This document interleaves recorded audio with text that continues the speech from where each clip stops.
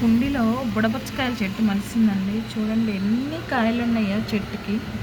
ఇక్కడి నుంచి స్టార్ట్ చేసి ఎన్ని కాయలు ఉన్నాయో చూడండి. ఇవన్నీ కాయలే కనిపిస్తుందండి ఇక్కడ. ఇవన్నీ కాయలు, చెట్టు నిండా కాయలు మగ్గొచ్చినాయండి.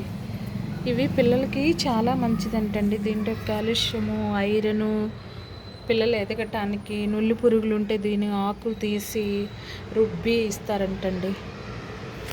చాలా పోషక విలువలున్న చెట్టు అంటండి. అరుగుదల కూడా, పిల్లల్లో అరుగుదల లేకపోతే కనుక దీన్ని మిక్సీలాగా జ్యూస్ లాగా చేసి కూడా ఇస్తారంటండి. పల్లెటూరులో మేము చిన్నప్పుడు ఇవి ఎక్కడ పడితే అక్కడ ఉండేయండి. అవి పండిన తర్వాత పిల్లలు ఆడుకుంటూ తీసుకొని తినేవాళ్ళు. ఇప్పుడు అసలు పిల్లలకి ఇవి తెలియవండి. ఇది మా ఇంట్లో ఎలా మలిసిందో తెలియదండి. కుండీలో మట్టి కొనుక్కొచ్చాం మేము, దాంట్లో విత్తనాలు వచ్చి మలిసిందండి.